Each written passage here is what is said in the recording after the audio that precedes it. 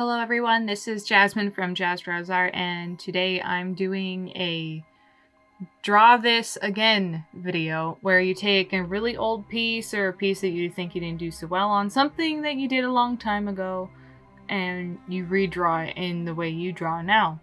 And I picked a very old drawing of Spock. I believe I did this drawing with a mouse in MS Paint when I was like 11 or 12 years old, and I was obsessed with Star Trek then.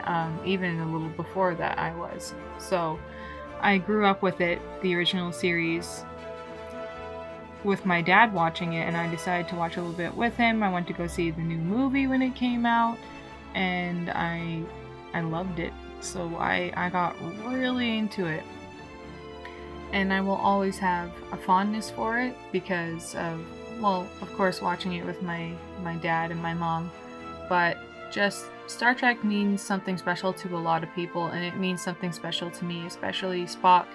He has been one of my favorite fictional characters just in general ever created, and I really looked up to him when I was younger and when I was alone in school, because I, was a bit of the nerdier kid and like a little bit different than other people. I liked older things that other people didn't quite like, and did things that other people didn't quite enjoy that were my age. So I really found a safe place with Star Trek, because when I was younger I used to pretend that if it was like science class, which I used to struggle with, that it would be like Spock teaching my class or something like that. It just always felt like Spock could be your friend, like your best friend or like family.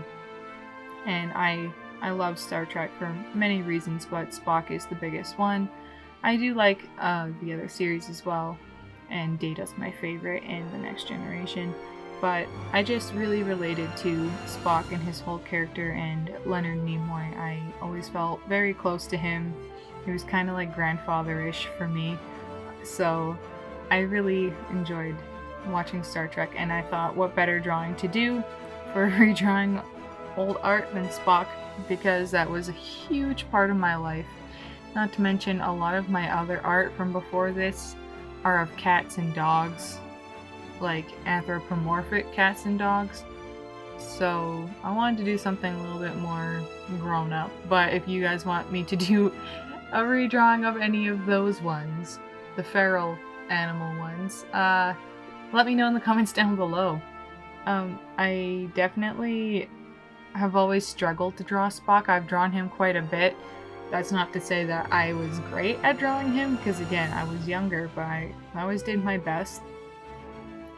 He has a very unique head shape, face shape, and of course things about him are skewed, like the eyebrows and the ears, but it's mostly for me trying to get the right head shape in general, like where his hair is and his brow, and make sure his features are spaced properly. So you're gonna see a lot of me adjusting and adjusting and adjusting, and it's still, this is stylized, this isn't meant to be realism or anything, but I'm just kind of taking the pose from the original drawing I had, which is down below underneath the photo of Spock. You'll see at the end, comparing the two. But basically I knew that it was this photo because I remember picking this photo, specifically this one, to draw for the original. So I thought, let's go back to the roots and see if I can, by looking at that as a reference, kind of see what I would do now. Not just go off of willy-nilly off of the original drawing I did, but the basic idea. I am going to change some things about it just so I can make it more my own now and see how I've grown. I'm more into portraiture rather than just having a big random background and then putting words in it, because I used to do that all the time because I didn't know how to resize my canvas. So yeah, also this is Photoshop, not Paint. I could have done this in Paint, but I think I really wanted to do Spock justice and give him the best chance with the software that I now have, because I got Photoshop when I was a little bit older, just a little bit older than that, for the first time. So technically it fits. It works. Whatever. It's fine. But I did the drawing and I filled it out in grayscale first just to kind of get my values about things and where I was going to place shadows. And then I started overlaying and changing colors a bit later.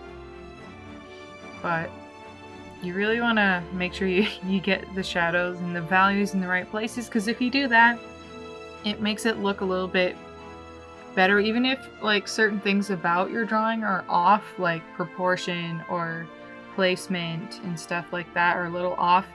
Shading can often help you hide it, like not like get rid of it, but help your eye form the shape better for you. And because it's in the right place, our minds kind of just fill it in. It's like when there's a missing letter or rearranged letters in a sentence, our brains just kind of fill it in as we're reading it. We don't quite notice it unless we look back. So I very much work on that. It's kind of like an impressionist kind of thing to do, because you don't have to get every 100% rendered detail down to the T. You just gotta get a general idea and kind of work it until you think, you know, this looks good. This looks enough like it. So you can see that I'm definitely just doing a stylized version of it. I really like the way this turned out, actually. I haven't drawn Spock in a few years, and because Leonard Nimoy and Spock meant so much to me, I had always carried that around with me, and I remember the day that Leonard Nimoy passed away was my 17th birthday. That will always be a sad, sad day for me. Even though it's my birthday, I try and think of him fondly in a good way, so it doesn't bring me down, to try and remember him in good memory rather than just the sad day. But that was a very hard time for me.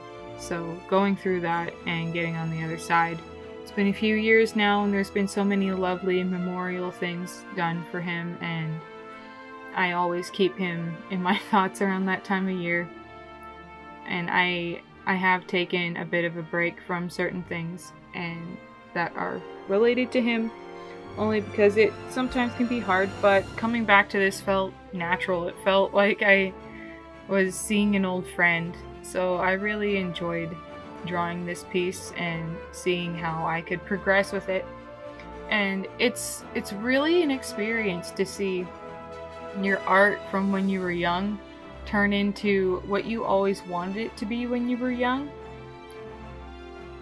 It's incredible, because like if you just never stop working on something that you want to do, like art, you will eventually get better. That's proof. This isn't just natural skill or talent. Like you can tell that the drawing before, like it's not great, but for the age that I was and how I did it with like a mouse on that really cheap program, that was even good for that time, for that specific situation. And so you gotta really just work on yourself. Art doesn't come naturally to anybody. Like some people, yes, start off a little bit better than others start off. That doesn't mean that you can't be good or better later. So always keep practicing. I was trying to play around a bit with the exposure, with the color levels, what I wanted it to be, and I struggled a bit with trying to get his shirt layers to be blue without being too blue, so you could still tell that it was shaded. So I was really playing around with that, but I enjoyed the way this came out. Even if it's not 100% perfect, I don't think art should be 100% perfect all the time, because if it's photorealistic, if people that can do that are incredible, by the way, like fantastic. But the people that don't do that, like, you know, like it's more of a creative thing. You want to find your style, you want to find your own thing, which is good too.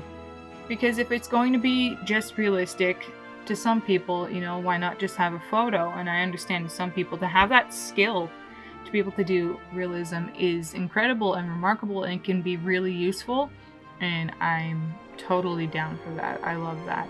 But I also really love the creative side of seeing how things look, just because that's how that specific person themselves draws and it turns out.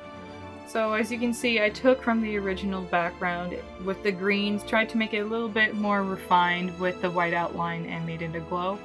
And here are the final pieces, you guys. Then and now. Thank you so much for watching. Make sure to like this video if you enjoyed it and to subscribe for more content like this. And I'm almost at my 200 subscribers milestone, so stay tuned for that. Bye guys!